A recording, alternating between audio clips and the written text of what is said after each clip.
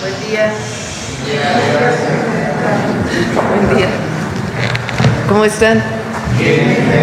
Bien, también. Buenos días a todas, a todos.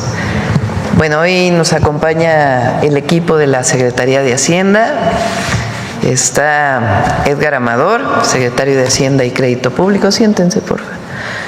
Está la maestra María del Carmen Bonilla Rodríguez, subsecretaria de Hacienda y Crédito Público. Berta Gómez, la licenciada Berta Gómez, subsecretaria de Egresos de la Secretaría de Hacienda. Y Rodrigo Mariscal, titular de la Unidad de Planeación Económica de la Secretaría de Hacienda.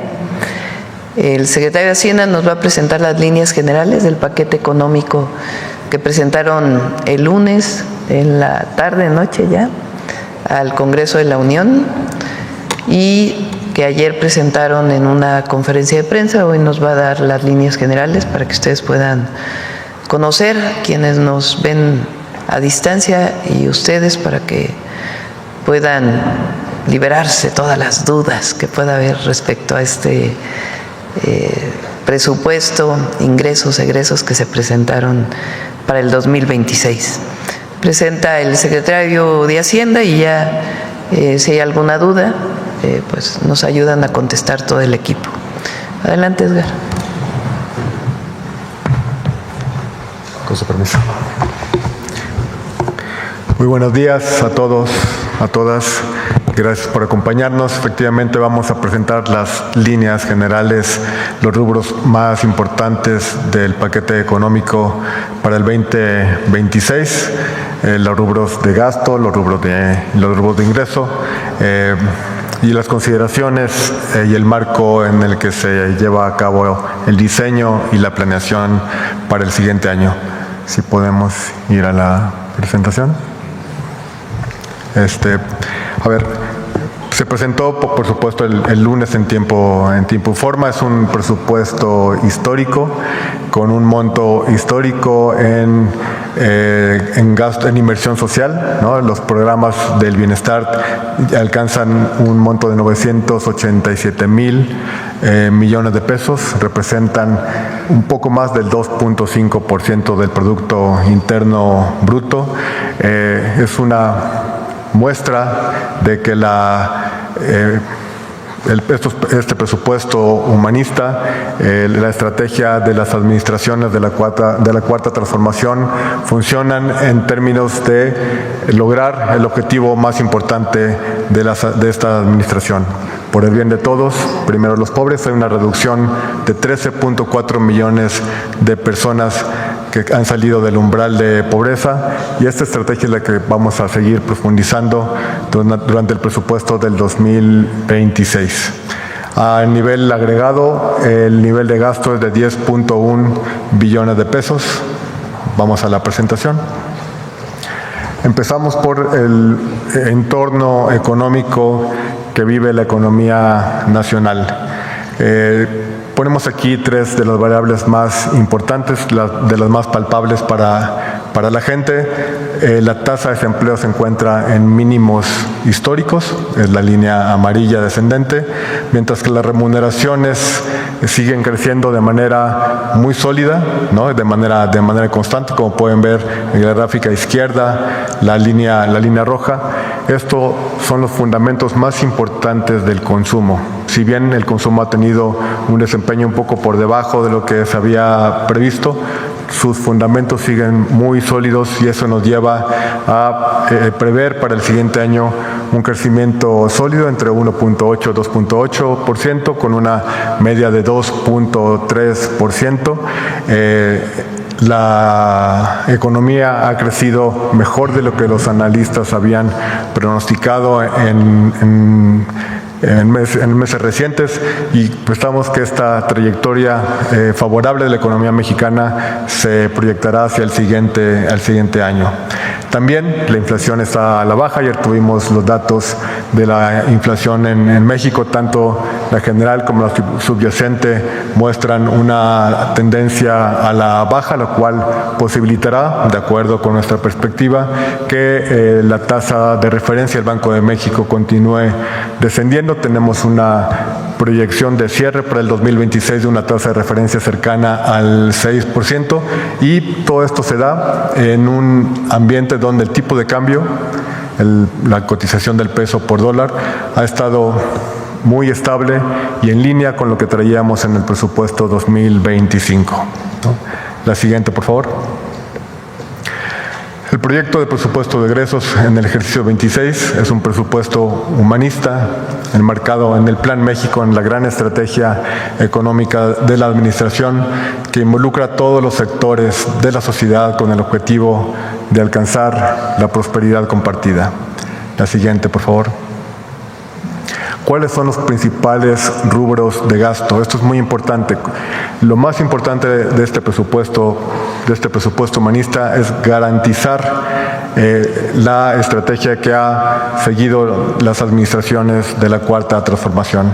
Los programas del bienestar, como mencionábamos, representan 987,000 millones de pesos. Hay un presupuesto de 966,000 millones de pesos en salud, 399,000 millones de pesos en vivienda, 1.1 billones de pesos en educación, uno de los rubros más importantes del presupuesto.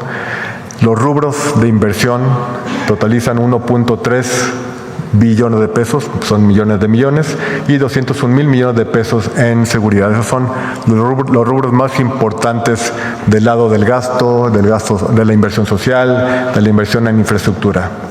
La siguiente, por favor.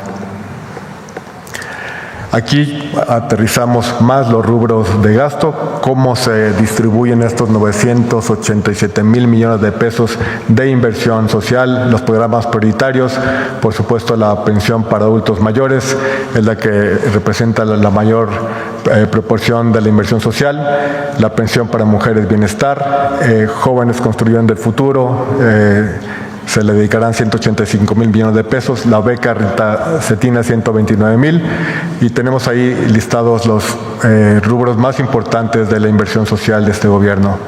Del lado derecho tenemos con más detalle los programas y proyectos prioritarios de inversión, nuevos trenes, 105,000 millones de pesos, y los distintos rubros de cada una de las inversiones. Por ejemplo, para el Istmo de Tehuantepec se destinaron 25,000 millones de pesos. La inversión de Pemex va a ser muy importante. Aquí se anunció este programa, este plan de acción para Pemex. Pemex es uno de los rubros de inversión más importantes, junto con la Comisión Federal de Electricidad. La que sigue, por favor.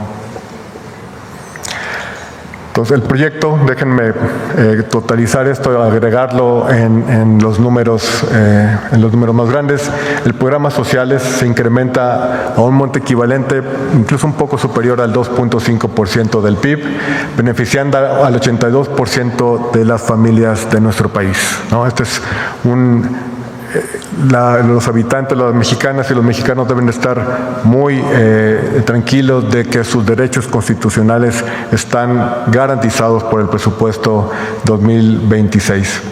El incremento por destino en bienestar, en inversión social, hay un incremento de 7.5% en términos reales, un incremento de 7.2% en términos reales para educación, un incremento en salud muy importante de 9.6%, y vivienda y servicios a la comunidad, un incremento de 7% en términos reales para llegar a 398,000 millones de pesos. Por el lado de la inversión en proyectos de Plan México, la estrategia económica de la administración, se destinan también recursos equivalentes al 2.5% del PIB en inversión física. Expansión ferroviaria, tenemos 143,000 millones de pesos, en Pemex 247, Comisión Federal de Electricidad 61, y 20,000 millones de pesos en obras hidráulicas, por poner algunos de los ejemplos. La siguiente, por favor. Por el lado de los ingresos, también tenemos un esfuerzo histórico, un nivel histórico en recaudación tanto tributaria como no tributaria. Tenemos un incremento de 6.3%, apuntalado sobre todo en una recaudación más eficiente, ¿no? Como hemos marcado aquí a lo largo de este ejercicio, la recaudación de contribuciones de comercio exterior, en particular aduanas. Al corte más reciente vamos como 165,000 millones de pesos por encima de la proyección. Estamos convencidos de que este esfuerzo que ha hecho el gobierno de la presidenta Claudia Sheinbaum por fortalecer los ingresos de comercio exterior será uno de los puntales para tener esta meta histórica de gasto. Estamos previendo que como porcentaje del Producto Interno Bruto los ingresos tributarios lleguen a 15.1%, lo cual es un récord histórico, una muestra de que sin reforma fiscal, sin mover impuestos, simplemente combatiendo la corrupción, siendo más eficientes en la recaudación, podemos aumentar la recaudación de una manera sana y sostenida. Destacamos aquí dos contribuciones: la eliminación de la deducibilidad de las cuotas que la banca múltiple destina al pago de los pasivos del FOBAPROA, como lo anunció la presidenta la semana pasada. Es un tema de armonía fiscal. En otras jurisdicciones, por ejemplo en Estados Unidos, en Canadá, no es deducible, entonces estamos haciendo armónica la contribución con la deducción. No es posible que se deduzca un gasto que va al rescate de los propios bancos. Y las contribuciones a bebidas azucaradas y otros bienes que buscan financiar el gasto de salud, como lo hemos mencionado, tiene una lógica no recaudatoria. Lo que buscamos es inscribirnos dentro de ayudar a la política de salud de la administración. La siguiente, por favor. Todo esto se da en un contexto en que continúa la convergencia de los déficits fiscales en una trayectoria en donde los pasivos públicos de largo plazo se encuentren en una ruta sostenida.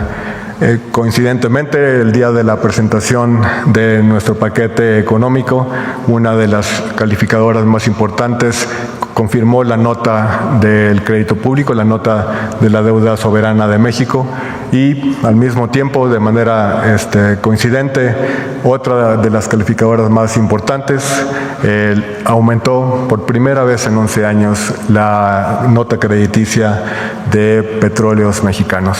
Entonces, creo que es una validación, es una confirmación de que la ruta en la que se encuentra el balance público en respecto de la trayectoria sostenible de nuestros pasivos públicos es la adecuada, y ha sido muy bien recibida por inversionistas, por el mercado, por analistas. Estamos confiados en que, como mencionan entre otros las calificadoras, estamos en una ruta sostenible respecto de los pasivos públicos. Quisiera, presidente, que platicáramos del rescate.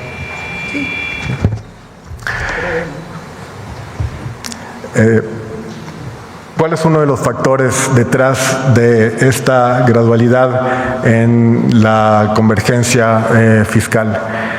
El rescate de Pemex. Hemos estado aquí en varias ocasiones en esta conferencia acompañando a la presidenta junto con los equipos de la Secretaría de Energía, con Petróleos Mexicanos. Una de las principales presiones en el presupuesto que hemos enfrentado en el año 25 y en el 26 es el rescate de Pemex. La siguiente, por favor. Es el pago de la deuda de Pemex. El pago de la deuda de Pemex. Esta gráfica que hemos mostrado aquí en diversas ocasiones muestran la dinámica, ¿no? Cómo endeudaron a Pemex en los gobiernos neoliberales. Vean cómo empieza en 43,000, acaba en 105,000 millones de pesos, un aumento de 130% en una década, ¿no? Esa deuda se tiene que pagar, ¿no? Y los vencimientos se agrupan justamente de manera particular en 25 y en 26. Todo este endeudamiento ocurre mientras que los indicadores de producción vean lo que estaba pasando. La siguiente, por favor. ¿Qué pasaron de Calderón? Mientras estaba incrementándose la deuda de Petróleos Mexicanos, la elaboración de gasolina y diésel, ¿no?, estaba cayéndose, ¿no? Vean la elaboración de diésel, gasolinas, ¿no? La gran pregunta es, ¿a dónde se fue todo ese financiamiento si la producción de gasolina y diésel se desploma, los ingresos propios de Pemex se caen, ¿no? La que sigue, por favor. No, perdón.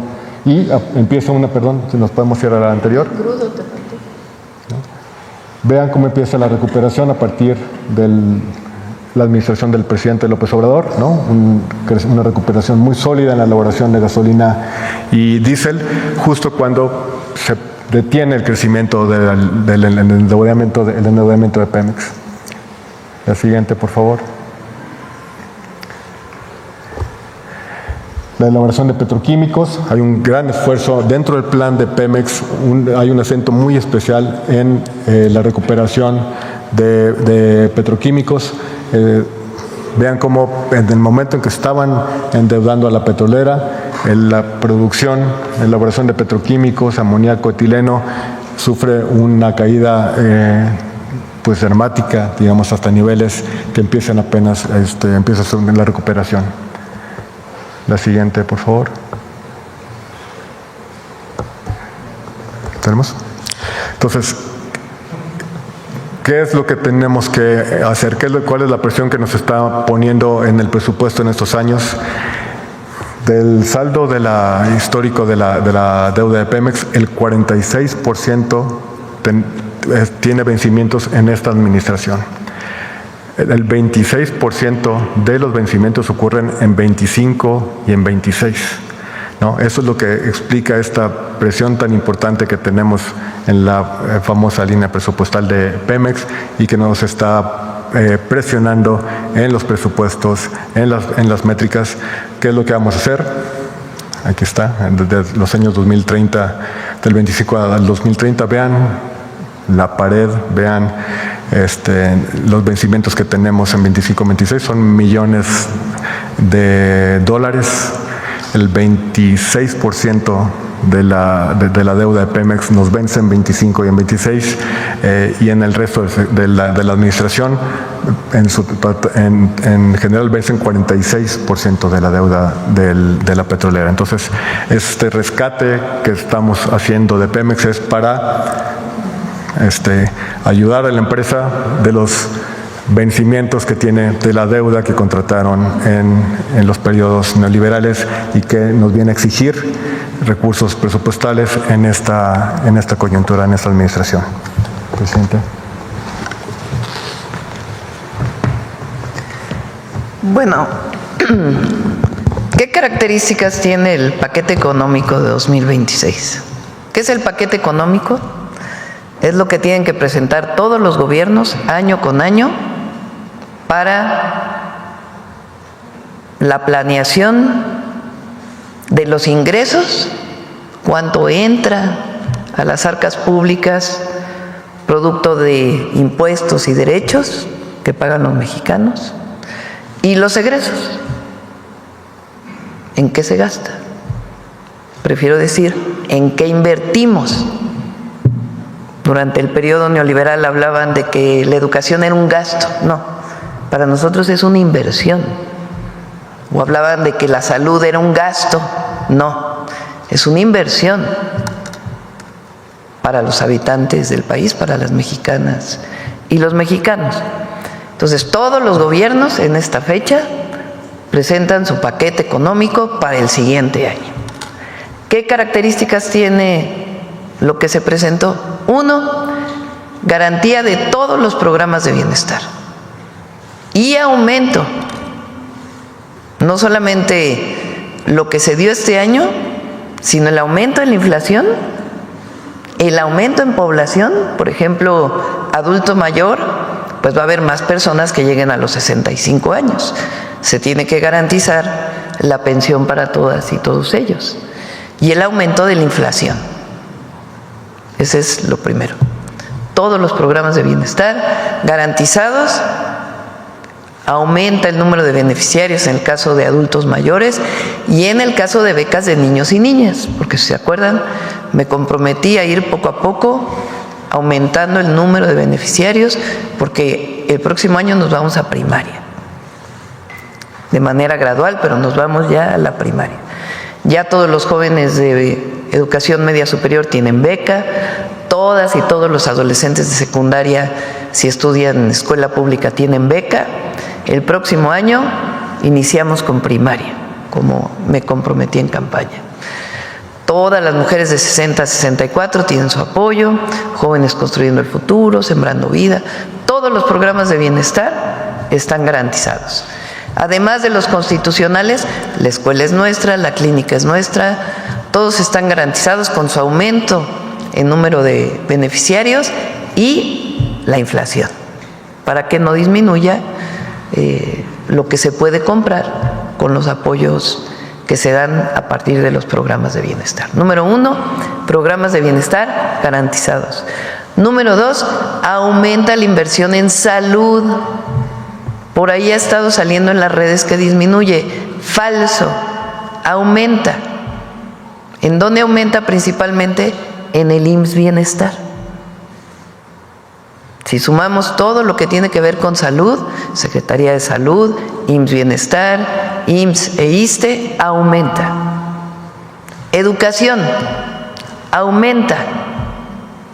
El presupuesto en educación aumenta. Vivienda, aumenta. Inversión pública para trenes, carreteras, agua, aumenta.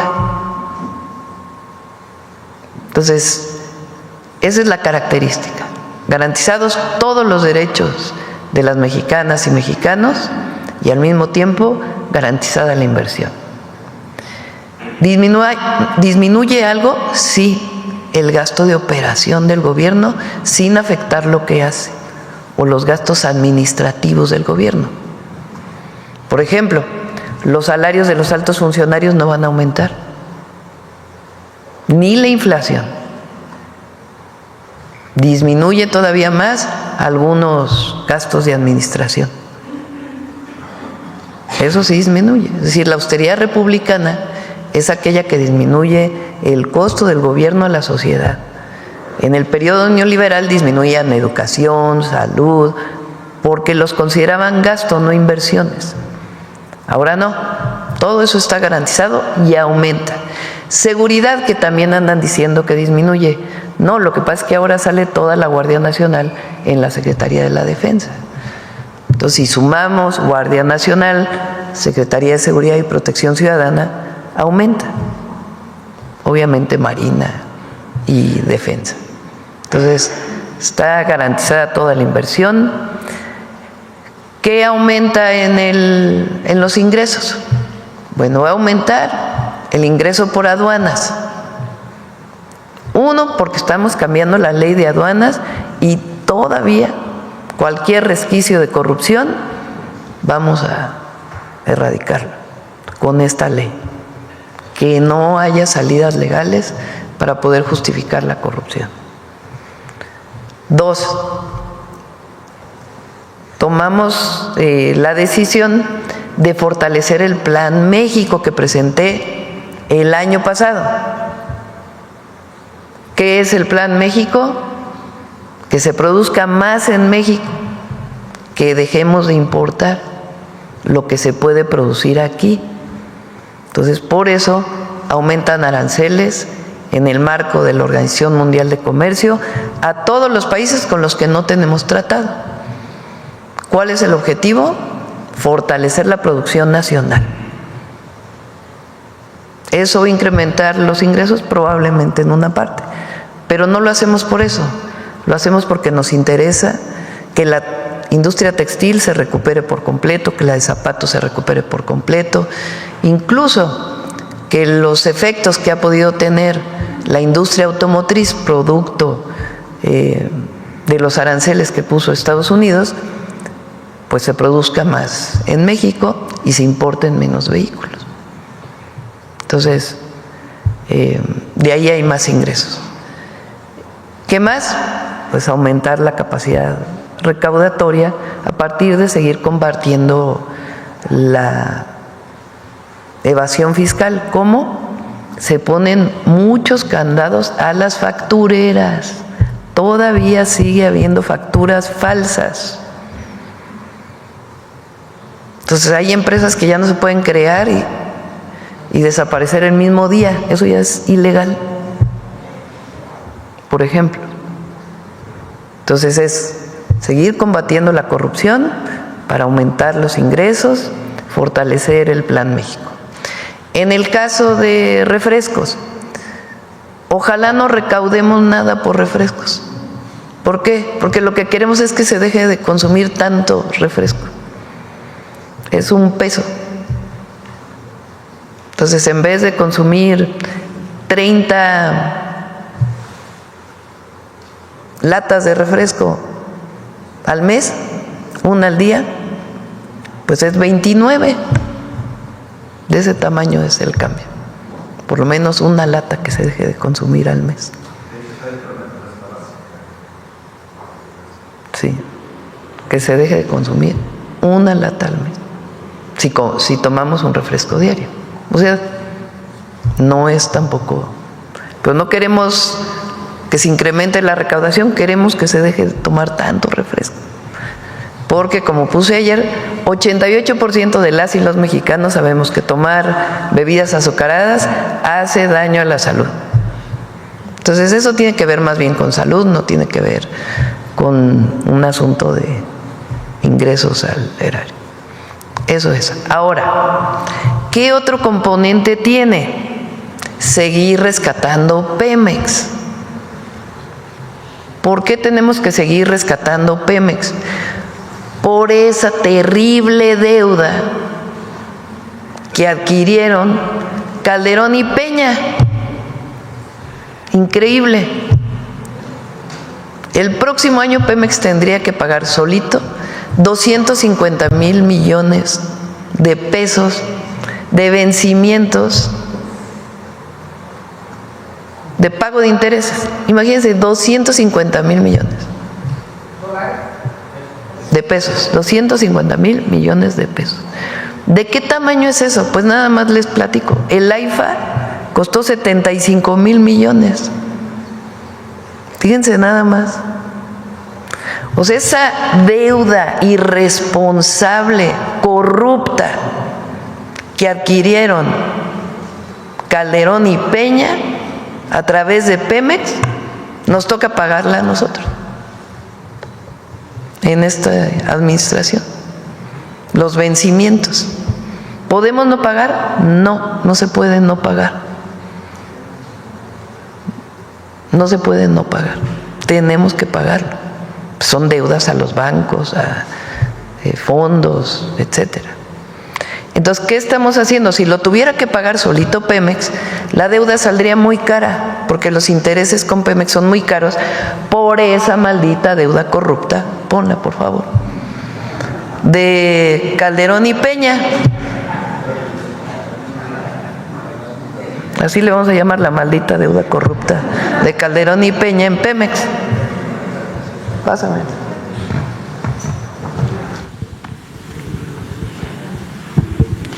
Fíjense, Calderón y Peña, los dos decían, ay, las finanzas del gobierno están muy bien, así como dicen los financieros, ¿no? El déficit está bajando, hay consolidación. Sí, nada más que en Pemex se endeudaban y se endeudaban y se endeudaban y se endeudaban. Fíjense nada más, porque se endeudaron del 2007 al 2012 de 46 a 60. Pero en la época de Lozoya, de Peña, se aumentó de 60 a 105, 40,000 millones de dólares. Ahora uno dice, bueno, se endeudó Pemex, pero nos dejaron un Pemex maravilloso, que producía mucho petróleo, que producía muchas gasolinas, que producía mucha petroquímica. 40,000 millones de dólares en deuda Y miren los resultados. A ver, ahora sí ponme tus gráficas. La otra, la de crudo, ¿no tienes? ¿La de petróleo? ¿No la trajiste? Bueno, a ver si la encuentras por ahí. Bueno, fíjense, 2012 a 2018 pasamos de producir 718 mil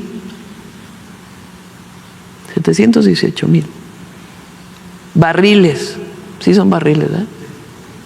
Diarios de gasolina y diésel a 324 mil.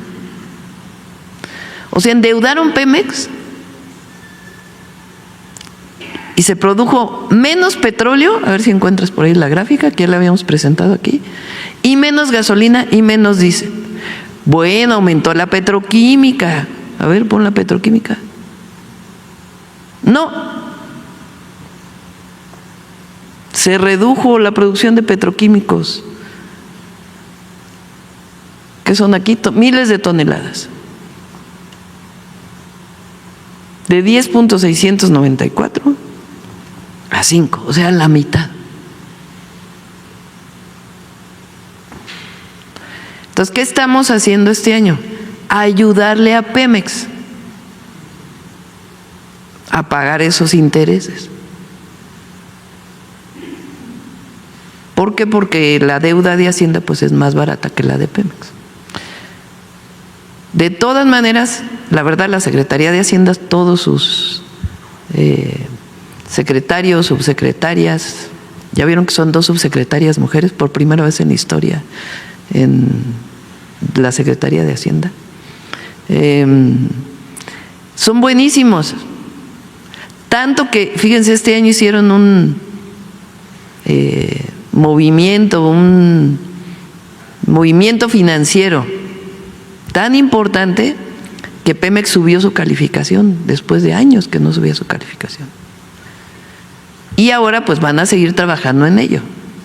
Pero por lo pronto, pues nosotros evidentemente, sea Pemex, el gobierno finalmente es una empresa pública que queremos rescatar porque es patrimonio de las y los mexicanos, pues tenemos que pagar esos finiquitos que vienen, esos vencimientos se llaman. Bueno, regrésale a la anterior. Vean lo que hizo el presidente López Obrador.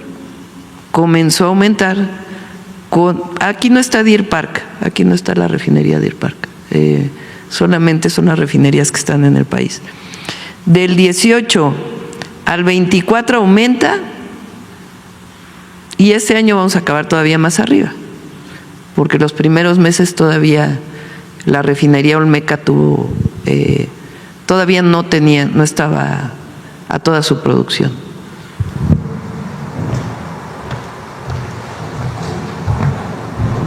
Entonces es un paquete económico responsable, humanista, que garantiza los derechos sociales, los programas de bienestar, garantiza la inversión y sigue garantizando por este año. ¿Se acuerdan que yo dije cuando presentamos Pemex, en el 27 ya sale solito Pemex? Ya no va a necesitar el apoyo, pues así es. En el 26 todavía requiere un apoyo por la maldita deuda corrupta de Calderón y de Peña. Así es. Bueno, ahora sí vamos a las preguntas. Presupuesto. A ver, aquí la compañera y luego vamos con los demás. Hola, Presidenta, buenos días y buenos días a todo el equipo de Hacienda. Precisamente en el tema de la consolidación fiscal, yo recuerdo que de sus primeros compromisos de usted, y me acuerdo todavía en la Casa de Transición, mencionaba usted reducir el déficit fiscal. El primer año se va a conseguir reducirlo de casi 6%. Lo que se presentó ayer, se había presentado en 3.9, se cierra en 4.1 y es justamente por el tema de los vencimientos de Pemex. ¿O 4. qué es? A ver, 4.3 y el próximo año es 4.1. Y tiene que ver justamente con los vencimientos de Pemex. Para este año se va, o sea, sí hay esta reducción, pero la inquietud que hay es que para 2026 se frena de alguna forma esta reducción del déficit. Y la pregunta es si está en riesgo esta consolidación o si la prevé más lenta, ¿no? Porque en efecto solo va a pasar de 4.3 a 4.1, pues por todas estas presiones de gasto que se tienen, ¿no? No hay presiones de gasto. Eso no, nosotros no hablamos de presiones de gasto. Hay inversión pública, que es muy distinto, esa es nuestra concepción. Y cualquier, digamos,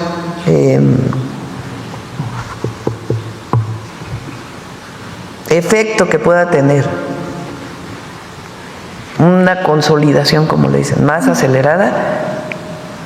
¿Por qué no puede ser más acelerada? Por los vencimientos de Pemex. Se aceleraría por la maldita deuda corrupta de Calderón y Peña. Esa es la razón. Y nosotros muy responsablemente estamos disminuyendo todavía más el gasto administrativo del gobierno, mayor austeridad republicana, para poder apoyar a Pemex a que salga en el 2026, para que en el 2027, como dijimos, ya eso está calculado, fue lo que se presentó. Y además, hay que decirlo, porque la deuda respecto al PIB es muy responsable, muy responsable. Muy, muy responsable. Como lo dije en mis 100 puntos, vamos a tener una tasa deuda-PIB responsable. Y es muy responsable lo que estamos haciendo. Que mencionaba el secretario sobre la agencia Standard & Poor's, que en efecto tuvo una acción, ratificó la calificación el mismo día de la entrega del paquete, pero ellos también dicen en esa nota, y lo leo aquí textual, que un escenario negativo para la calificación se daría si no se reducen y contienen los déficits fiscales a tiempo, y si la carga de deuda pública y la carga de intereses pues no resultan más elevados de lo previsto. Sí. ¿Ve usted un riesgo hacia adelante? No, ninguno. Cero riesgo. 25 y 26 tenemos que apoyar a Pemex por la maldita deuda corrupta. 27 ya no, porque el buen trabajo de la Secretaría de Hacienda está generando las condiciones para que sea así. Y todavía tenemos, digamos, está trabajando Secretaría de Hacienda para que puedan diferirse todavía más estos intereses de una manera responsable. Otra vez se me olvidó presentarme como en la anterior ocasión, Yacen Flores de Bloomberg Línea. En el tema de Pemex, ¿esto ya sería todo el apoyo que recibiría la empresa? Están las notas precapitalizadas que se realizaron, está esta línea presupuestal. ¿Hacia adelante ya sería todo el apoyo? ¿Ya con esto se cubren los vencimientos de este 2026? Está diseñado y así lo presentamos el día que presentamos Pemex, que además se presentó ante, digamos, los expertos financieros, banca, calificadoras, etcétera. Ese mismo día que lo presentamos aquí en la mañanera, un poco más tarde, para que en el 27 ya no requiera este apoyo adicional. Eso nos va a permitir, pues en el 27 consolidar más todavía. Se liquidarán los vencimientos de este año y 2026, eso es. Ese es el objetivo. Ese es el objetivo. En el tema de factureras que también mencionó, nos recordó un poco el inicio del sexenio del presidente López Obrador, que también hubo una acción contra factureras, pero, y es lo que le preguntaría, se cuestiona o se critica que no hay personas en la cárcel porque son redes, ¿no?, que se detectan, una pero buena parte no tiene se da que ver el con último los paso. jueces. Una buena parte, esperemos que ahora con en el nuevo Poder Judicial se avance más. Ahí cerca el SAT tiene, no sé, a ver si le preguntan a Antonio, ¿cuántos casos tiene con la Fiscalía? Que la Fiscalía ha presentado todas las carpetas de investigación y no se han otorgado órdenes de aprehensión por parte de los jueces. Me regreso tantito al tema de Pemex, que va ligado, aunque es algo que viene en su primer informe de gobierno. ahí se menciona que Pemex firmó ya sus primeros 11 contratos mixtos de inversión con empresas privadas. Si nos podría confirmar este dato, porque ahí en el sector hubo como inquietud también o dudas de estos contratos mixtos y qué empresas son las que ya tienen. Traemos a Pemex para que se pueda informar, para que se conozca digamos, casi 90% de la producción de Pemex es por el propio Pemex y sus propios contratos, y hay un porcentaje que se está haciendo con contrato mixto. Es decir, una parte lo hace Pemex y otra parte lo hacen los privados, en un esquema completamente distinto al que se hizo en el periodo neoliberal, que eran contratos leoninos donde no le dejaban prácticamente nada, ni al erario público ni a Pemex. Ahora es distinto. Se paga el 30% del impuesto del derecho del bienestar, independientemente de qué tipo de contrato sea, y se comparten las ganancias, cosa que no ocurría antes. Y es un porcentaje, y traemos a Pemex para que pueda explicar en dónde se están trabajando en contratos mixtos. También preguntar del paquete, pues el próximo año es el Mundial de Fútbol. ¿Cuánto nos va a aportar el Mundial en términos de crecimiento económico? Si está incorporado algún efecto de esto en el rango. No se incorporó como tal, no quisimos, digamos, ser excesivamente optimistas. Trae un incremento, trae un crecimiento del PIB, ¿cuándo final? 2.3%, y tiene que ver con el Plan México, esencialmente, inversión pública e inversión privada. El aumento en el turismo derivado del Mundial, se está esperando un incremento muy importante, pero no fue considerado como tal en el crecimiento del próximo año. Ok, y el último. Esperemos que nos dé más, ¿verdad? Abusando del micrófono, la última, y en el tema de los bancos que están acusados de presunto lavado de dinero, saber cuál es el estatus. Estamos en esta prórroga, ¿no? Rumbo a estas sanciones, cuál es el estatus de los bancos. En el caso de Vector, saber si hay venta de activos de ellos también. Sabemos que de Cibanco e Intercam han estado vendiendo activos, pero de Vector no sé qué reporte tendré.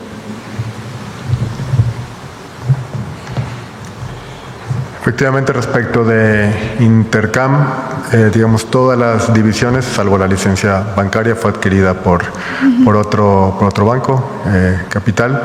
Del lado de Cibanco, el más importante, que era el negocio fiduciario, ya fue transferido igual a otra institución. Y en el tema de Vector está la intervención transcurriendo de manera normal, y estamos analizando las opciones, pero se dará de acuerdo con la normatividad, y todo está transcurriendo de manera normal. El sistema de pago, los bancos están funcionando de manera normal. De hecho, la primera fecha que teníamos, un plazo que era el 4 de septiembre, justo llegamos ahí con un día antes, incluso en la transferencia del fiduciario. Entonces todo está transcurriendo de manera normal. Incluso ya estamos por analizar, levantar las intervenciones, pero todo está transcurriendo de manera normal. Y permítame la palabra coloquial, pero preguntarle si Intercam y Cibanco pues ya están en calidad de cascarones, dado que se están vendiendo sus activos. ¿Qué va a quedar de estos dos bancos? El proceso del IPAB y el proceso de intervención corren una traza muy clara. Tenemos que recorrer las distintas etapas, se irá anunciando conforme avancemos. Todavía tenemos que ver el acomodo de los activos, iremos reportando los avances. Ok, y la última, la presidenta, que se me queda aquí atorado del tema de paquete, y con eso ahora sí termino, es en el tema de reforma fiscal, que menciona usted que hay todavía oportunidad, ¿no? Para recaudar, pero también ayer, pues en la opinión pública vi comentarios, y así lo mencionan, al haber estos cambios en miscelánea fiscal, ajustes al código fiscal, dicen no tiene dinero el gobierno, y esto hace latente una reforma fiscal de profundidad. ¿Qué respondería usted a estas expresiones, ¿no? Que son falsas. Sí hay recursos. Tan hay recursos que se está presentando un presupuesto muy responsable. Si no se pudo consolidar más rápido el déficit fue por la maldita deuda corrupta, no por otra cosa. Otra cosa importante que no dije en los ingresos es el tema de que ya no van a poder deducir los bancos el pago a Fobaproa o al IPAB. Muy bien, gracias, presidenta. Sí. A ver, ¿quién más para ti? A ver, aquí en Universal para ti. Presidenta, en el Salvador Corona del Universal, en el proyecto de egresos mencionaban que estos nuevos impuestos van para el Fondo de Salud. ¿No están etiquetados? ¿Cómo podrían garantizar Sí, están etiquetados. Sí están etiquetados. Sí. En este tema... O sea, si hubiera ingresos adicionales por el tema de los refrescos, que repito, no queremos más ingresos adicionales. Lo que deseamos es que no se tome tanta bebida azucarada para proteger la salud. En caso de que haya ingresos adicionales, están etiquetados a salud. En este tema de los videojuegos, ayer mencionaba que por seguridad pues se iba a incrementar el 8%. Ya existe una clasificación, vaya, del tema de estos videojuegos o de violencia Ayer extrema. se nos olvidó con el gabinete de seguridad. La próxima vez que venga el gabinete presentamos el detalle de el tema de los videojuegos. Pero vaya, ustedes están o tienen vaya, algunos reportes que están causando daños entre los jóvenes, vaya, más allá de la salud o incluso están siendo captados por vaya, stream o transmisiones en vivo a los jóvenes para poder incentivar. Prefiero que lo comenten ellos, pero sí está vinculado con un tema de atención a las causas. Ok, presidenta. También quisiera preguntarle al secretario de Hacienda si el Departamento de Estados Unidos le entregó pruebas para que sustentan la acusación a estos 3 bancos y a la casa de bolsa. No, ninguna. ¿No? No. Pero el desmantelamiento no también significa que sí tenían algún tipo de responsabilidad esa fue con el una lavado. Protección, o sea, producto de lo que hizo el Departamento del Tesoro, se generaron pues algunos problemas menores, pues, pero fue una medida preventiva para proteger al sistema financiero. Adelante. Efectivamente, como menciona la presidenta, no hay pruebas fehacientes. Actuamos de manera preventiva para proteger a los ahorradores, para proteger al sistema de pagos, que no hubiera un contagio. Estas instituciones que son pequeñas no representan ni el 1% de los activos del sistema, pero siempre en el sistema financiero hay que cuidar el riesgo de contagio. Entonces la intervención oportuna fue justamente para detener ese riesgo, lo cual ha transcurrido de manera normal. Prácticamente estamos por concluir, pero no ha habido pruebas fehacientes de esta conducta. Pero en palabras coloquiales, ¿a qué se refiere a contagio? ¿A que sí tenían indicios de que pudiera? No, el contagio financiero es cuando, por ejemplo, tiene problemas un banco y por rumores, por eso se llama contagio, Okay. De repente los ahorradores de otras instituciones que están muy sólidas piensan que le puede pasar lo mismo que al otro banco. Entonces, la autoridad lo que hace es intervenir de manera más oportuna posible al banco emproblemado para que no se haya nerviosismo entre los ahorradores. Eso fue lo que logramos al intervenir el mismo día de las órdenes del Departamento de Estado.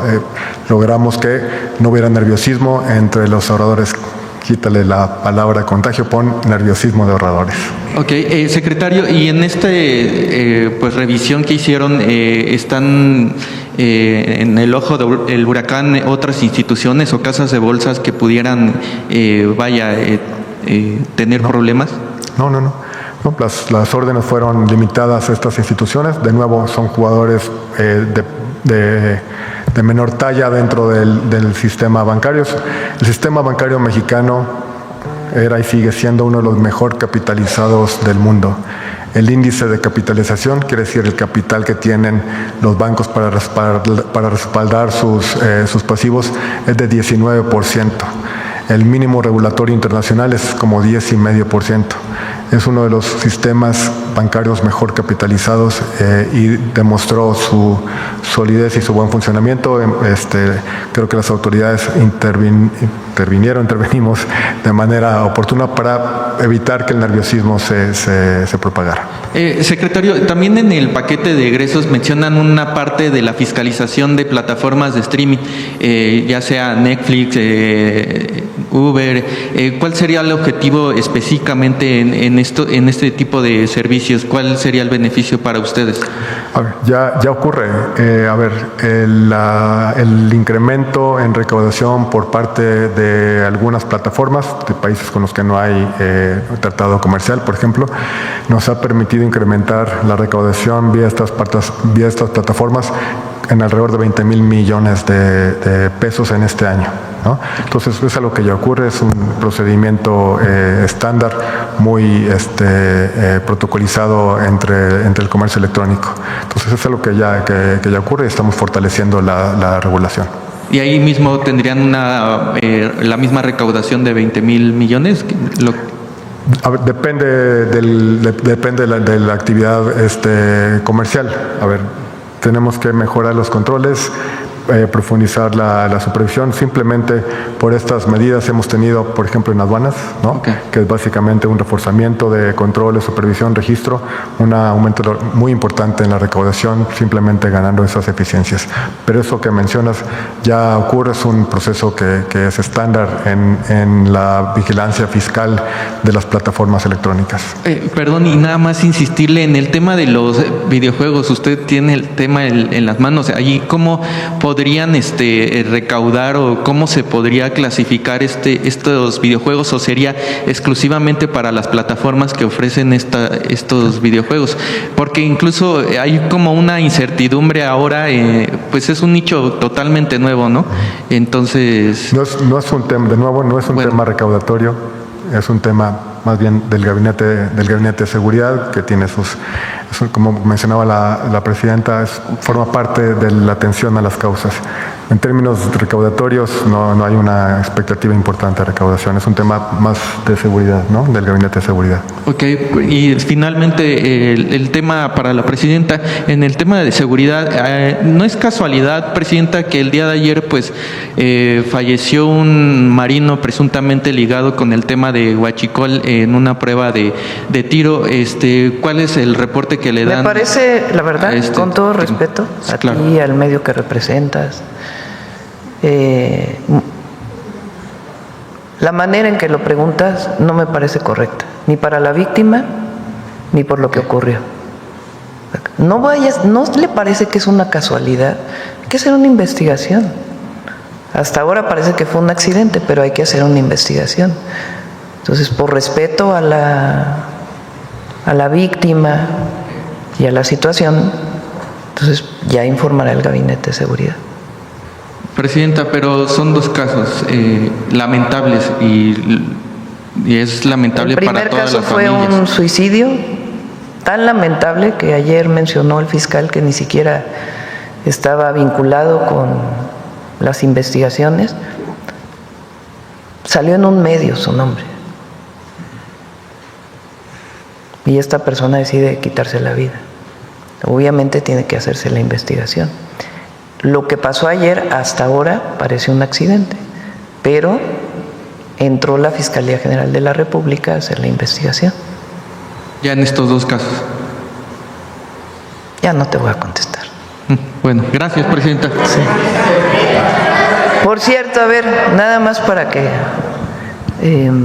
y no te voy a contestar por respeto a las víctimas y a la investigación. Ya contesté, pero insistir en un tema tan lamentable y sentido me parece que no es correcto. Bueno, les voy a decir otra cosa. No estamos aumentando IVA como Calderón. No estamos aumentando el ISR, que es lo que realmente afectaría a la gente, como Peña.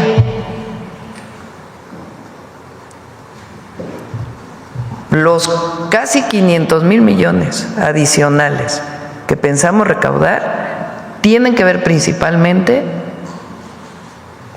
con seguir erradicando la corrupción ahí donde todavía hay espacio. Una parte en aduanas, y no tiene que ver con los servidores públicos, o si tuviera que ver, se harían las investigaciones, sino por mucha evasión, incluidos los agentes aduaneros. Se evade pagar impuestos, todavía de distintas maneras. El presidente López Obrador aumentó en aduanas una recaudación de 250,000 millones de pesos. Nosotros este año, aduanas está recaudando, yo creo que al cierre, otros 200,000 millones. Y queremos recaudar como 200,000 millones adicionales con el cambio en la ley de aduanas, de lo que se esté evadiendo, de quien importa y no paga los impuestos que debe pagar. Y factureras, y esencialmente. A ver. Buenos días, Presidenta. Hans Salazar, de Noticiero en Redes. Quisiera yo plantear en esto de la deuda de Pemex, lo que se endeudó en tiempos de Calderón, de Peña Nieto, y que ahorita se está solventando, y es una obligación por todo esto que ya se ha explicado por parte de usted y el secretario de Hacienda.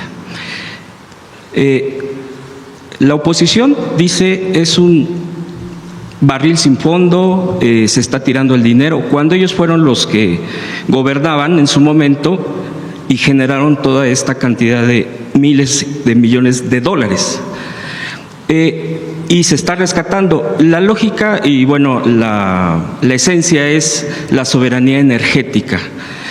¿Cómo plantearlo también para la gente y que no se vaya con una narrativa nada más de que se está desperdiciando el dinero? De acuerdo. Ese punto. Bueno, primero queremos garantizar 1.8 millones de barriles diarios de producción de petróleo. Queremos seguir aumentando la producción de gasolina y de diésel para que no se importe. ¿Cómo lo vamos a hacer? Todavía hay una inversión muy importante en la refinería de Salina Cruz, en una coquizadora. Eso nos va a ayudar bastante.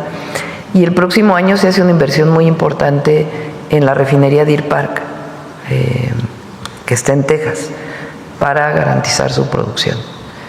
¿En qué nos ayuda eso? Pues en no depender del exterior, estar importando e importando. Pemex tiene además un programa para disminuir, es de mediano plazo, las importaciones de gas natural, que importamos mucho gas natural. Está trabajando en ello. Todos los países del mundo buscan garantizar su producción energética con recursos propios. Hay países que no tienen petróleo, no tienen otras fuentes de energía y que lo importan y garantizan sus importaciones. Ahora, ¿qué pasa, por ejemplo, con la contaminación, con el cambio climático? Para que no nos digan que no nos interesa eso, si toda la vida trabajamos en eso. O sea, la idea es que lo que consumimos ahí se estabilice y todo el crecimiento sea con fuentes renovables de energía y poco a poco ir sustituyendo petróleo y otras hidrocarburos que provocan su quema, impactos al medio ambiente. Pero nosotros tenemos que garantizar por soberanía de nuestro país la producción nacional. Hubo incluso una etapa en nuestro país que de Pemex, de los ingresos petroleros, se hicieron escuelas, instituciones, se crearon pues un gran patrimonio nacional.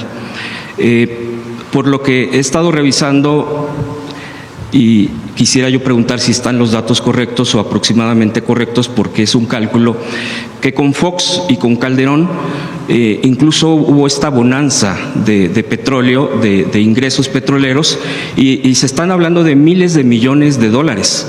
Se hablan incluso de cientos de miles de millones, para no dar un dato concreto, pero no se vio realmente que se fuera. 400,000 millones de dólares de ingresos adicionales de petróleo, ¿no? En la época de Fox. A ver si lo traen por ahí, nada más.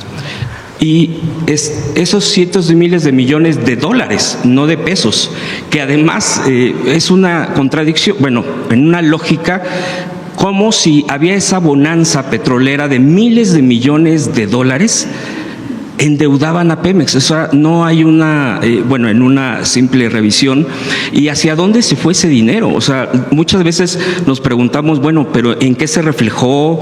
¿Qué tipo de cosas se dejaron para...? Ni fortalecido Pemex, al contrario, lo menguaron y lo iban pues dejando o buscaban dejarlo en cascarón. Afortunadamente no lo dejaron. Preguntar sobre todo ese tipo de cosas, si se ha registrado o no se ha registrado. Por ejemplo, lo de la deuda, después cuando viene Calderón y Peña Nieto en lo de Pemex, esa deuda, también nos preguntamos, esos miles esos cientos de millones de dólares o decenas de millones de dólares, ¿en qué se gastaron? En proveedores, sí, pero si no aumentó la producción, entonces realmente hubo una fuga de corrupción brutal. Entonces, digo, sería la conclusión de uno. Y también aprovechar esto del huachicol fiscal, que es lo que ahorita está mucho por todo esto que se ha estado planteando aquí. Yo también estaba revisando en estos datos de el huachicol fiscal, y revisaba que con Peña Nieto se había dado incluso un boom de este famoso huachicol fiscal con Peña Nieto por la reforma energética, porque se empezó a importar precisamente combustibles por causa de esto, y empezó a haber este desvío fiscal, este no pago de impuestos. Ese tipo de cosas se tienen registradas, Presidenta, y si se tiene alguna proyección precisamente en la parte de las aduanas, de proyección solamente del combate a la corrupción de esto, y que si ahí se está reflejando precisamente en sus números del aumento en los ingresos que se prevén para el próximo año. Durante el periodo de Fox, cuando termina Cedillo, se producían en México alrededor de 2.1 millones de barriles diarios, 2 millones de barriles diarios de petróleo. La mayoría se exportaba, como la mitad entraba a las refinerías para producir gasolinas, diésel, combustible. En México hay 6 refinerías, ahora hay 7 con la Olmeca y 8 con la de Deer Park, que se compró completa en Texas. Bueno, en la época de Fox aumentaron la producción de petróleo de 2.1 millones de barriles diarios a 3.4 millones de barriles diarios. En 2004 es la mayor producción de petróleo de la historia de México. Imagínense un barril. Ahora imagínense 1 millón de barriles. Eso es lo que se produce diario. 1.8 veía en México. Bueno, con Cedillo eran 2.1 más o menos, si mal no me equivoco. Ahora imagínense que diario aumentaron 1.3 millones adicionales. 1 millón más de barriles diarios. ¿Cómo le hicieron? Bueno, en México había un yacimiento de petróleo único en el mundo, que es Cantarell. Para explotar el petróleo, pues se hace el pozo, y el propio gas que tienen los pozos que tienen petróleo y gas, la presión del gas hace que salga el petróleo. Cuando se empieza a acabar el gas, que por cierto lo quemaron todo en la atmósfera, pues ya no hay tanta presión para poder extraer el petróleo. ¿Qué hicieron? Una de las decisiones más irresponsables de la historia de la producción de petróleo en México. Inyectaron nitrógeno. En vez de inyectar gas, que es, digamos, son primos hermanos, el petróleo y el gas, y entonces no tiene problema de contaminación. Inyectaron un producto externo, nitrógeno. Inyectan el nitrógeno y sale más petróleo. Nada más que contaminan el gas. El gas de Cantarell no se puede utilizar porque está contaminado con nitrógeno. Tendría que construirse una planta cara de descontaminación. Bueno, ¿qué objetivo tenía? Pasar de 2.1 a 3.4 millones de barriles diarios si no lo necesitábamos. Es petróleo, fue petróleo para Estados Unidos, porque lo pedía Estados Unidos. 1 millón de barriles adicionales diarios. Bueno, ¿saben cuánto costaba entonces el barril de petróleo? $120 el barril. Hoy está costando 60. O sea, el doble. Multiplíquenle ahí en su calculadora. 1 millón de barriles adicionales. Por $120 el barril. 120 millones de dólares diarios. Quítenle el costo de producción, que era muy bajo en Cantarell.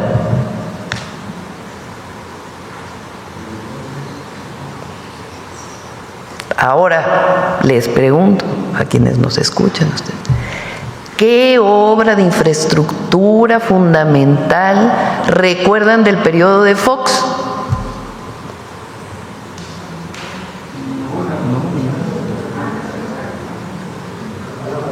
Entonces se acabaron un yacimiento, patrimonio de la nación y de las y los mexicanos, en 3 años, 4 años, 5 años.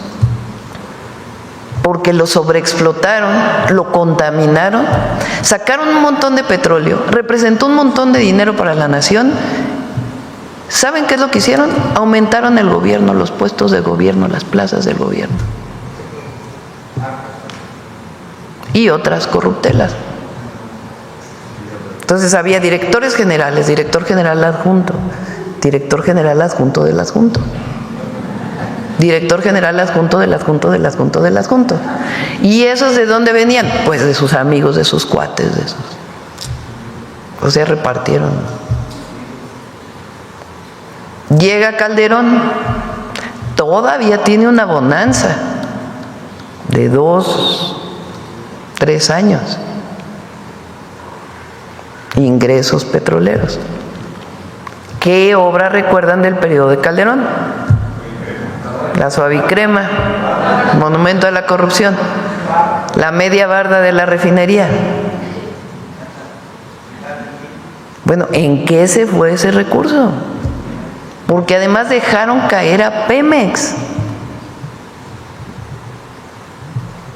Llega Peña y dice, no, es que la salida para Pemex es la privatización, la reforma energética, que los privados saquen petróleo. Ya Pemex ya no tiene alternativa.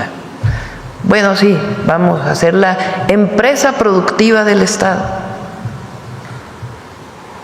Entonces, privatizan el petróleo en realidad, porque dicen que no, que es de la nación, pero en la reforma del 2013 era una privatización del petróleo.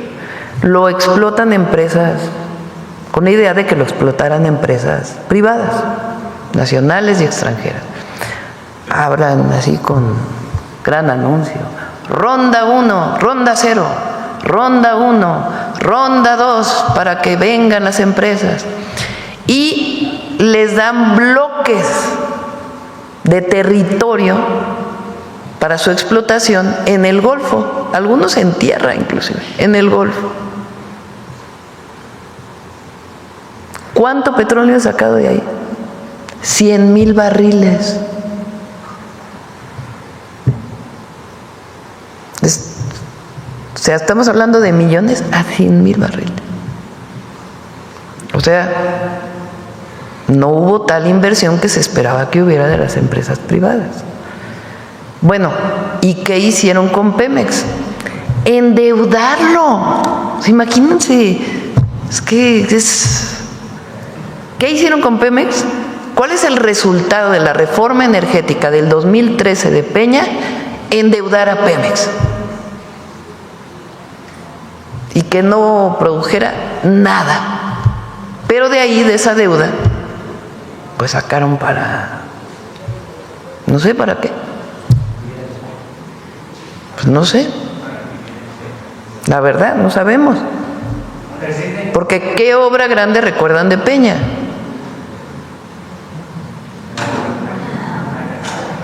El Insurgente, que todavía lo estamos acabando, que no pudo avanzar prácticamente nada. Eso sí, decían, estamos consolidando el déficit. Sí, nomás que a costa de endeudar a Pemex. Y de un montón de dinero que les dio el Banco de México, por cierto, montones. Entonces, ¿qué tenemos que hacer? De manera responsable, como lo inició el presidente López Obrador, y a nosotros nos toca consolidarlo y fortalecerlo, pues garantizar la viabilidad de Pemex de largo plazo. Y hay años pues en que lamentablemente tenemos que pagar los intereses de la maldita deuda corrupta de Calderón y Peña. Esa es la triste historia Presidenta, de nadie cándido, como diría. Sí. y hablando de cínicos, Calderón sale un video Buenísimo. ayer. Esa sí, nos la regaló. Sí. A ver, ponlo. Adelante, Jaime. Sí, que salió ayer, bueno, ahí está el video, si quiere para verlo, porque dijo, en las narices del embajador estadounidense, fue a decir a Washington, se hizo la reforma judicial, o sea, como diciendo, ¿por qué no intervino Estados Unidos? Échale. Could the U.S. have done more to save democracy in Mexico? You say the Americans? Yeah. I don't know. I don't want to say what the Americans could do. But what is clearly is that this demolition process happened, I don't know if the expression is correct, but just under the noses of the American ambassador. And I'm talking about this, not talking about this administration, the previous right administration.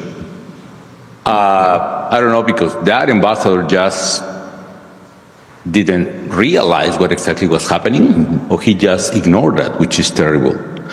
But let me be honest on this. I believe that since maybe 1 decade or more, we know that the foreign policy of the United States is much less concentrated in the protection and defense, the universal values as democracy of human rights, and more oriented towards the American interest, which is, I believe, is logic. Fue ya bastante.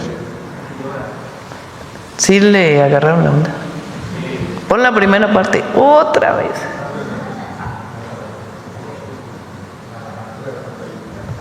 Could the U.S. have done more to save democracy in Mexico? You say the Americans? Yeah. I don't know. I don't want to say what the Americans could do. But what is clearly is that this demolition process happened, I don't know if the expression is correct, but just under the noses of the American ambassador. And I'm talking about this, not talking about this administration, the previous right administration.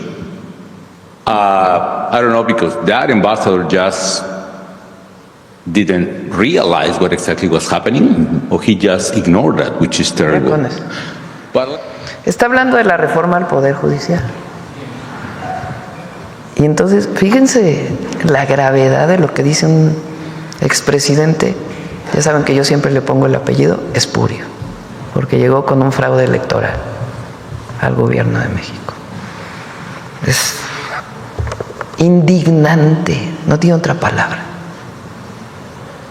O sea, va a Estados Unidos y le preguntan, ¿y qué opina de la política exterior? ¿No?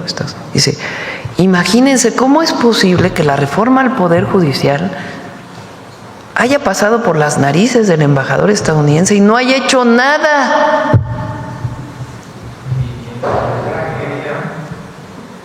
¿Cuál es el peor momento de la historia de un embajador estadounidense interviniendo en México? El golpe de Estado a Madero, ¿no? Madero. Donde el embajador Wilson es el orquestador de ese golpe de Estado. Después viene un cambio en el gobierno de Estados Unidos y cambia la política. Pero Calderón, expresidente espurio de México, va a Estados Unidos a decirles que el embajador de Estados Unidos debería de haber intervenido en México para que no pasara la reforma al Poder Judicial. O sea, aparte de espurio, ¿cómo le ponemos? Entreguista, Traidor a la patria. vendepatrias. Traidor a la patria. Gracias, presidenta. A ver. Gracias, presidenta. Celsin Juárez, de noticiasdefrente.com. Presidenta, preguntarle a usted y al secretario de Hacienda sobre lo que este paquete económico contempla y que ya nos adelantaba la semana pasada, donde por primera vez también se va a obligar a los bancos a pagar por el rescate del llamado FOBAPROA, donde no podrán deducir impuestos. ¿Qué significa para México, para todas y todos los mexicanos, que después de 30 años pues haya tomado esta medida? ¿Y cuánto dinero se estaría recaudando, presidenta? Fíjense, hay 1,500 carpetas de investigación contra factureras. Prácticamente por los jueces no se había podido obtener. Espero con el nuevo Poder Judicial una sola orden de aprehensión. Bueno, perdóname, me distraje. Es sobre el... sobre... A ver, ¿por qué no lo explicas tú?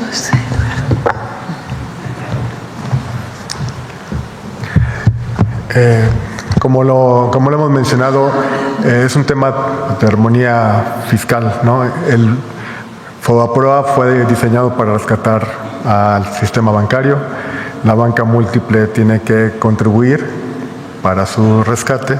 Y ahora resulta que ellos pueden deducir de impuestos lo que pagan. ¿Quién va a pagar esa deducción?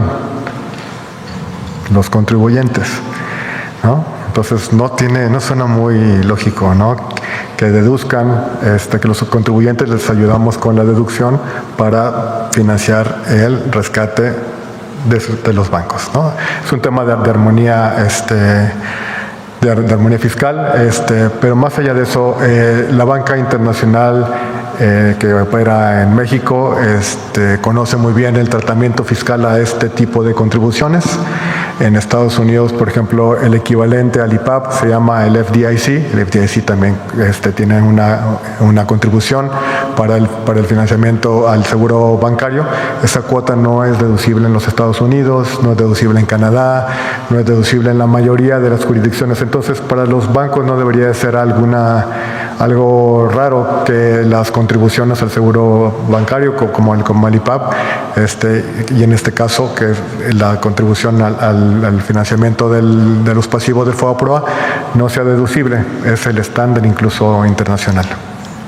Y el monto estimado, estamos estimando, son estimaciones alrededor de 10,000 millones de pesos al año. Muchas gracias. Presidenta, ayer también el ex candidato a la... Más para que tengan... O sea, la mayor parte del IPAP, del FOBAPROA, lo paga los mexicanos y las mexicanas. Pero hay una parte pequeña que pagan los bancos.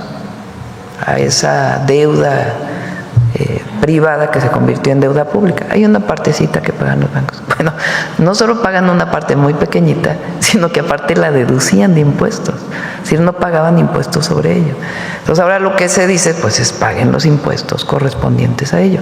Para que tengan una idea de 10,000 millones de pesos, un hospital de alrededor de 250 camas cuesta como 2,000 millones de pesos. O sea, estamos hablando de 5 hospitales de 250 camas. Muchas gracias, Presidenta. También ayer el ex candidato a la presidencia y senador Ricardo Anaya salió a criticar este paquete económico porque dice que hay un crecimiento en la deuda. Él menciona que se va a gastar más en pagar los intereses que en inversión. Y además, esta pregunta del tema, en otro tema también exigió al expresidente López Obrador que salga a dar una explicación al pueblo de México por el caso del huachicol fiscal. Hoy también fue tema en 2 portadas de periódicos de circulación nacional y a esto se suman varios personajes de la oposición también que usan este tema para criticar la administración pasada y también el expresidente Felipe Calderón criticó. ¿Por qué no mejor explica por qué se fue 6 años del país? Y regresó solamente con fuero. ¿Por qué no explica él eso? Es un presupuesto muy responsable y con una reducción del gasto administrativo, digamos, muy fuerte. Estamos asumiendo esta reducción para garantizar todo lo que necesitan las mexicanas y los mexicanos. Y los estados de la República, porque todas las entidades se ve aumentado su presupuesto de lo que aporta el gobierno federal. O sea, es muy responsable. El único tema relacionado con que no podemos consolidar más en este año, el famoso déficit que le llaman, pues es por la maldita, ¿cómo dije ya? La maldita deuda corrupta, que tenemos que pagar los intereses. Eso lo debería de explicar él, ¿no? Sí, sé que no se lleva muy bien con Calderón, pero son del PAN los dos, ¿no? Entonces, a ver, ¿por qué no explica los fraudes que él hizo que todavía no acaban de... ¿Por qué regresó a México como pluri, con fuero, y se fue 6 años? Porque él fue el candidato a la presidencia del PAN. Entonces, es falso lo que dice. Es falso, es un presupuesto responsable, pensando en el pueblo, en la gente, porque somos un gobierno del pueblo. Ellos quisieran que regresáramos a ser como ellos, gobierno de unos cuantos, ¿no? Y además tiene un profundo contenido humanista. Nosotros no dejamos a nadie atrás.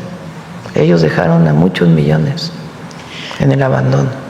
Sobre esto que pide al presidente López Obrador de que salga a dar una explicación sobre el huachicol fiscal, ¿qué le dice, Presidenta? Es pura politiquería, la verdad. Pura politiquería. Aquí se explicó claramente cómo es que en marzo llega este buque del que viene toda la investigación y de donde salen todas las órdenes de aprehensión.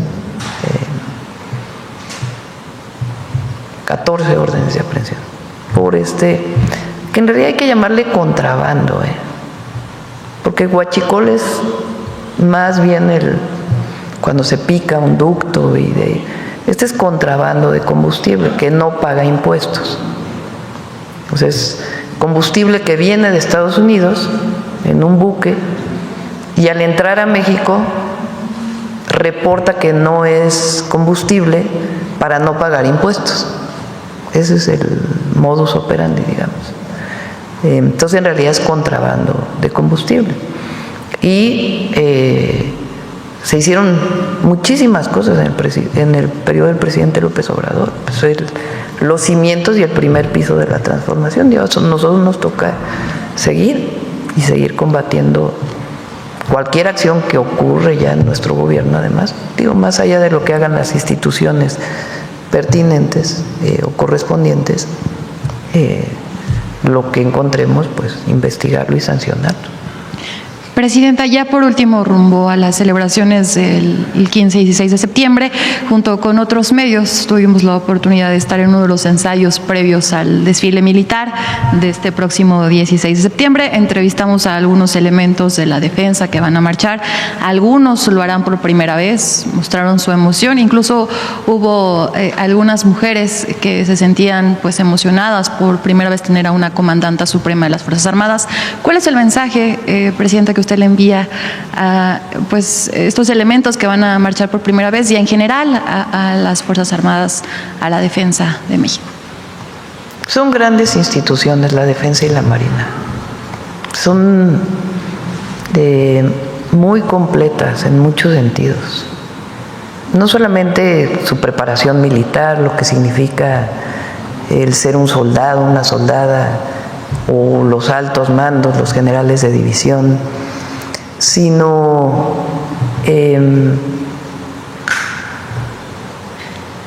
lo completos que son como ciudadanos. Y la institución como tal, los mejores ingenieros militares, los mejores médicos, médicas, ingenieras. No hay tantas ingenieras militares, por cierto. Su capacitación no solamente para enfrentar una situación de inseguridad o de combate al crimen, o combate no me gusta la palabra, disminución de delitos, sino el plan de N13, por ejemplo, es ejemplo mundial, la manera en que operan, cómo lo trabajan. Pero además, imagínense, o sea, la decisión que toma un joven a los 18 años de decidir entrar a la Marina, a la Guardia Nacional o al Ejército o a la Fuerza Aérea. ¿Qué tienes en mente cuando? Patriotismo, generosidad, porque estar dispuesto a dar tu vida para defender a la patria y a los demás tiene una visión de generosidad que corresponde al pueblo de México. Entonces, mi admiración, mi respeto, todo a las Fuerzas Armadas y en particular a las y a los jóvenes cadetes y a los que acaban de egresar del Colegio Militar y de la Marina Armada de México. Muchas gracias, Presidenta. A ver, vamos aquí, luego vamos allá, que hace mucho que no preguntas. Sí. Así, aquí y luego acá. Entonces, vamos ya porque ya son 9:07. Gracias, Presidenta. Este 10 de septiembre es el Día de la Prevención del Suicidio. De acuerdo al Consejo Ciudadano para la Seguridad y Justicia, 9 de cada 10 intentos de suicidio ocurren en casa y entre los principales detonantes está la desesperanza, problemas de pareja y conflictos familiares. En México, Locatel tiene la línea de prevención de suicidio, que es un servicio de apoyo emocional. Asimismo, usted, Presidenta, anunció que se tiene contemplado que profesionales de la salud mental visiten las escuelas del país para revisar a los niños. ¿Qué llamado hace usted para fortalecer la prevención del suicidio desde el entorno familiar? Bueno, primero mucho apoyo de los padres y madres frente a una situación que pueda vivir cualquier persona de cualquier edad, de la familia. Nosotros mejoramos la línea de la salud, que ya venía de antes, pero mejoramos la línea de la salud para el tema de adicciones. Después podemos invitar a Leti Ramírez, que es quien lleva todo este programa, para informar todo lo que hemos avanzado. Y pensamos que esa línea de la salud también puede ayudar para problemas de salud mental, que también es uno de los temas que hay que atender en nuestro país. Y es muy triste el suicidio, es una decisión individual muy triste porque está asociado a depresión, a desesperación, y siempre tiene que haber una alternativa de vida. Entonces, sí vamos a fortalecer la línea de la salud en este caso. El próximo año empezamos con eso. Gracias. Bueno, no dije mi nombre, Gloria Carpia de Diario Imagen.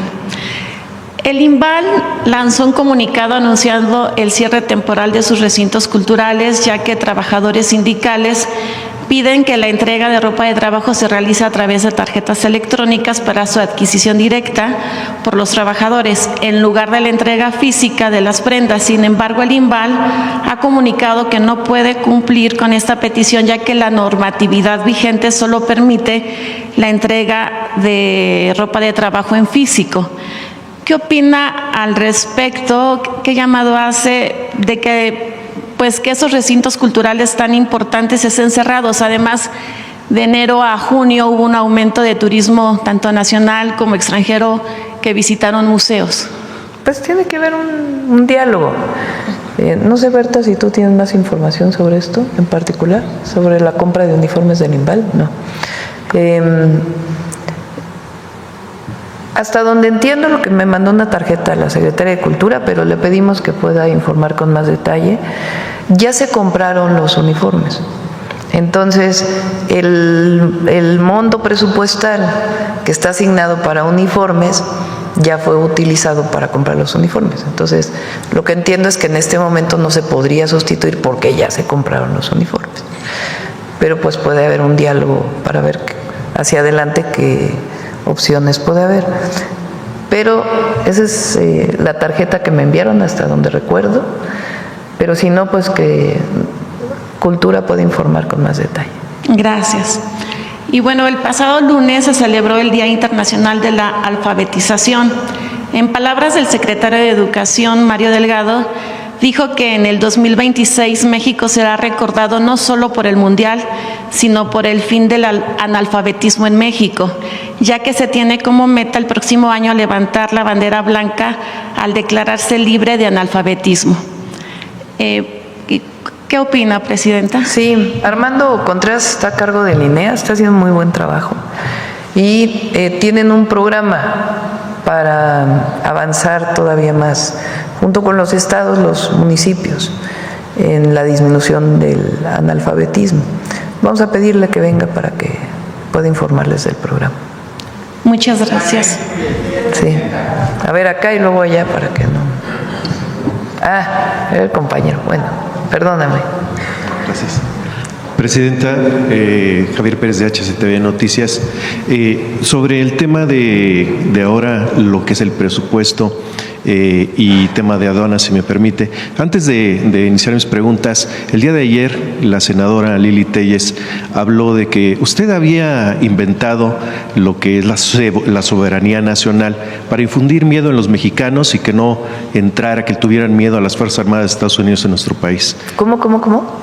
El día de ayer la senadora Lili Telles expresó que usted había inventado el tema de la soberanía energética, la que está en la Constitución desde 1917, y que usted lo había inventado, el tema de la soberanía del país, para infundir miedo en los mexicanos y que las Fuerzas Armadas, que le tuvieran miedo a las Fuerzas Armadas de Estados Unidos y no intervinieran en el tema de grupos organizados en nuestro país. No voy a entrar en debate con Lili Telles, la verdad. O sea, ella debate allá en Fox News, ¿no? Fuera del país, imagínense. Como Calderón, más o menos.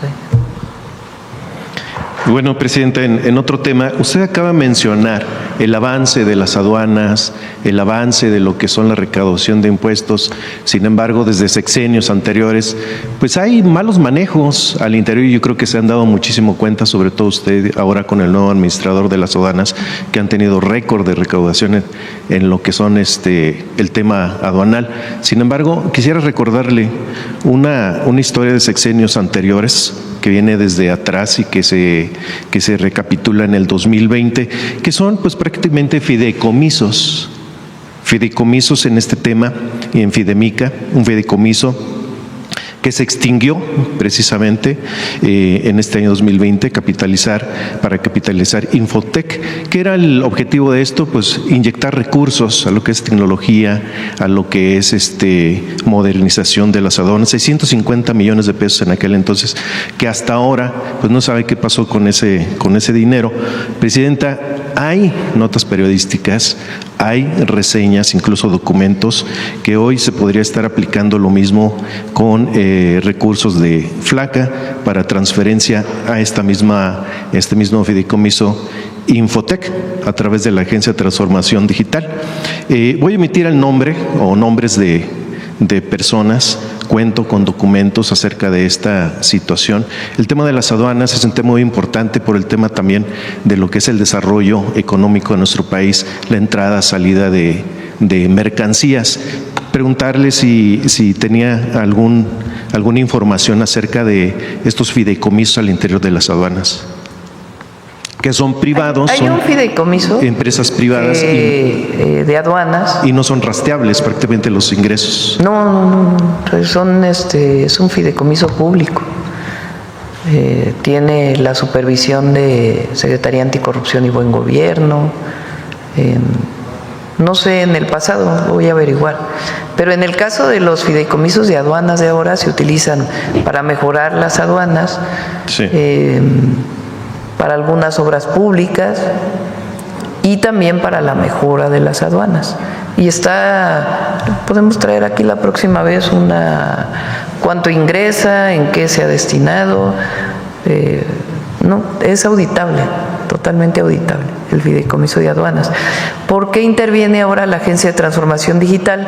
Porque en todo lo tecnológico, por ley ahora tiene que intervenir la agencia en la definición de las tecnologías, para que por acá no se compre una tecnología, para allá otra, sino que todo el gobierno pues tenga una política de compra de tecnología con ciertas normas. En el gobierno del presidente López Obrador se compraron varios rayos gamma y incluso algunos todavía están llegando, se están instalando, pero es auditable, completamente auditable. Aunque hay inversiones de externos, empresarios. En no, ¿o sí? No, es un fideicomiso público. Es probable que antes hubiera un fideicomiso privado. Vamos a averiguar y con gusto te informamos. Sí, el día de ayer, presidente, en la Cámara de Diputados Federal, en rueda de prensa, la bancada de Morena, PT, del Congreso Local de Tamaulipas reveló existencia de contratos no firmados y pagos sin facturas por un monto de 343 millones de pesos otorgados por el gobierno de Cabeza de Vaca. A los hermanos, voy a emitir el apellido, es conocido ahí en Tamaulipas. Lo más sorprendente, presidenta, es que por primera vez el gobernador Cabeza de Vaca, incluso el Partido Acción Nacional del Estado de Tamaulipas, aceptaron que efectivamente tuvieron relación a través de contratos mal hechos con estos personajes.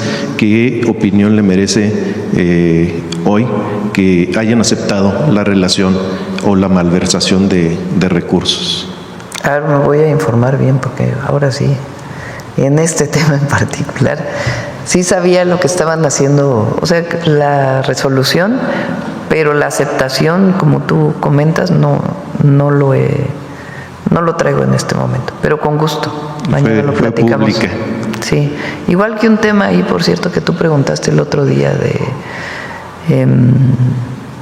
de una controversia. Mañana lo comentamos si quieren con más detalle.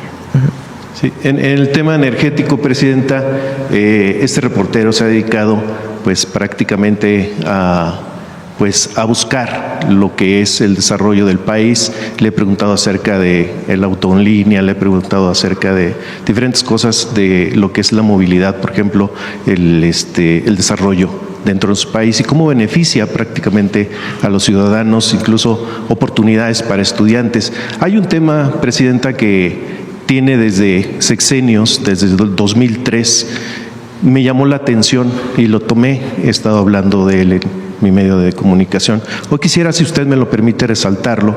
Las empresas eólicas entran a nuestro país no hace mucho. y pues dan oportunidad, sobre todo en el área de Oaxaca. Es una área en donde hay pues fuertes vientos y que favorecen a las empresas eólicas.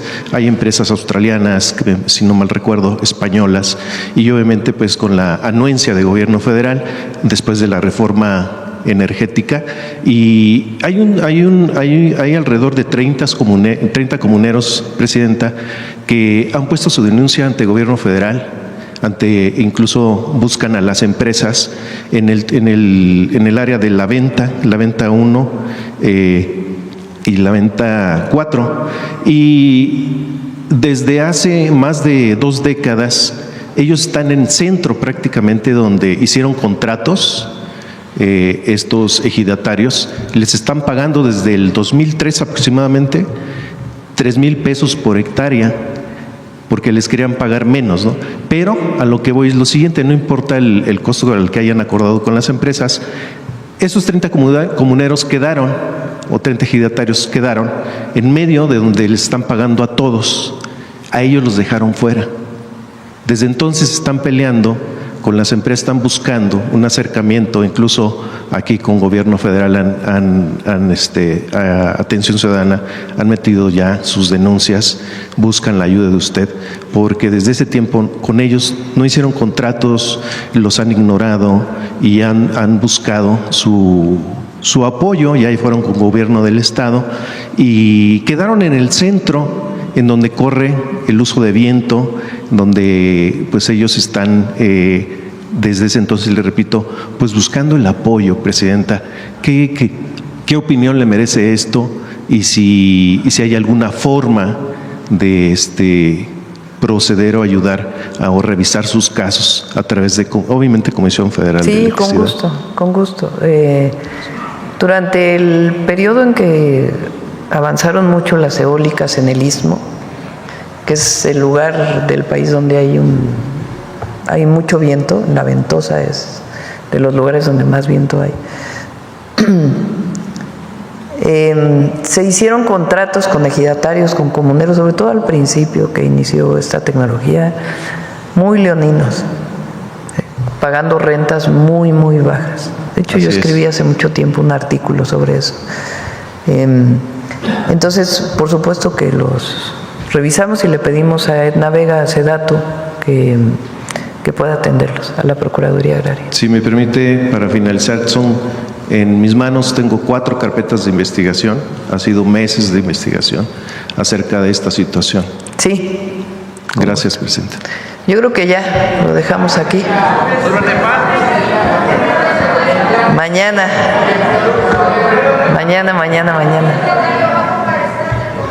Sí, va el secretario, cuando lo llamen todos.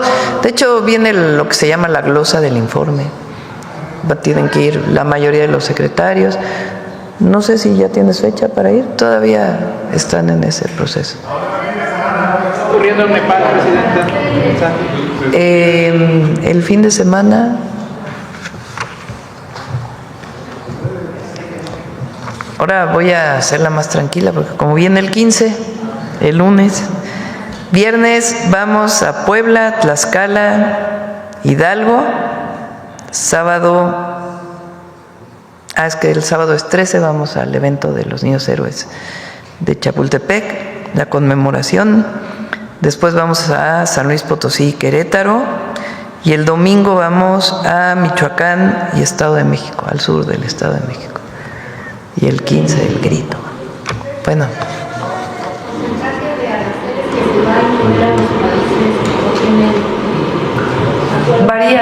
Varía, dependiendo del tipo de producto. Adelante.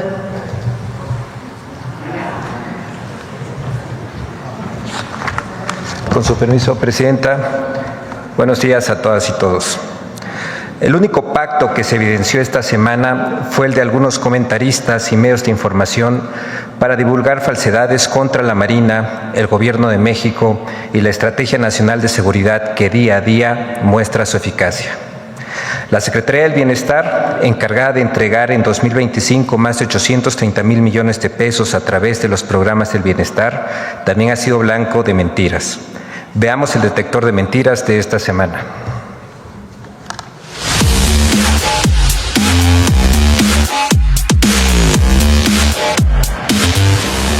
La invención de un pacto de impunidad en la Secretaría de Marina por el huachicol y la falsa concentración de los tres poderes de la Unión en una sola persona son algunas de las noticias falsas que el detector de mentiras localizó esta semana. 1. Existe un pacto de impunidad para no castigar el tráfico de hidrocarburos. ¡Mentira! A pesar de que el gobierno de México desmanteló una red de contrabando de hidrocarburos, detuvo a 14 personas entre empresarios marinos y exfuncionarios de aduanas y se aseguró más de 10 millones de litros de diésel, algunos comentaristas emprendieron diversas líneas de desinformación sobre el tema. A. El expresidente López Obrador y el exsecretario de Marina protegieron la red de huachicol fiscal. López Obrador como presidente sabía todo, sabía todas las tranzas, se enteraba de todas las tranzas, les daba el visto bueno a todas las tranzas. Eso decía él. Es imposible, absolutamente imposible, que los sobrinos hubieran estado involucrados a este nivel en el crimen organizado sin que lo supiera su tío, el secretario de Marina anterior, Rafael Ojeda. ¡Mentira! El fiscal general de la República, Alejandro Gertz Manero, informó que desde 2024, José Rafael Ojeda Durán presentó una serie de denuncias sobre corrupción e inmediatamente la fiscalía condujo las investigaciones. B. El capitán de navío de la Secretaría de Marina, Abraham Pérez, era investigado por la FGR. Encontraron muerto al capitán Abraham Jeremías Pérez Ramírez, uno de los involucrados en esta red criminal. El capitán Pérez Ramírez fue señalado como el sujeto que hacía las entregas de dinero sucio a funcionarios de la Marina. ¡Mentira! En la mañanera del pueblo del 9 de septiembre, Alejandro Gertz Manero informó que Abraham Jeremías Pérez Ramírez, integrante de la Secretaría de Marina, fallecido el pasado 8 de septiembre, no estaba vinculado con ninguno de los casos que la Fiscalía está investigando. Es un asunto de otra naturaleza, aclaró el fiscal. Debo decirle que esa persona no estaba vinculada con ninguno de los casos que estamos llevando. 2. La Secretaría de Marina está obligando a todas sus unidades a comprar productos en tiendas del bienestar de manera mensual. ¡Mentira! El documento que circula en redes sociales con el que se asegura que la Secretaría de Marina supuestamente obliga a sus unidades a comprar de forma mensual productos en las tiendas del bienestar no es una orden de compra obligatoria. El documento solo plantea considerar su posible adquisición en las tiendas de alimentación para el bienestar del Gobierno de México. 3. La presidenta Claudia Sheinbaum concentra los tres poderes de la Unión. Donde vemos que los tres poderes de la Unión están concentrados a partir del 1 de septiembre en una sola persona que se llama Claudia Sheinbaum, presidente de México. ¡Mentira! El poder ejecutivo está a cargo de la presidenta Claudia Sheinbaum. El poder legislativo lo conforman el Senado, presidido por Laura Itzel Castillo, y la Cámara de Diputados, encabezada por Kenia López Rabadán del PAN. El Poder Judicial está a cargo de la nueva Suprema Corte de Justicia de la Nación, presidida por el ministro Hugo Aguilar Ortiz y electo por voto popular. 4. La Secretaría de Bienestar imprimió folletos para inducir al voto en la elección judicial, donde señala que la Secretaría del Bienestar del Gobierno Federal pagó las impresiones de los acordeones para manipular la elección judicial. Principalmente de los candidatos que al final resultaron ganadores en la elección para ministras y ministros. Y pues esta campaña fue subsidiada por la Secretaría de Bienestar Social a través de un contrato que firmó con la compañía Impresores Offset Serigrafía.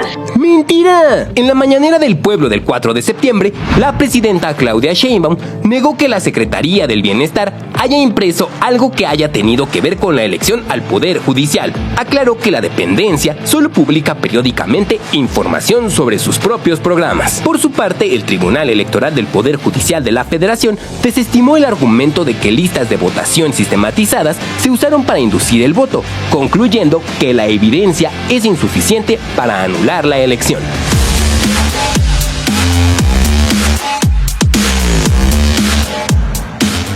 Gracias, presidenta. Adiós.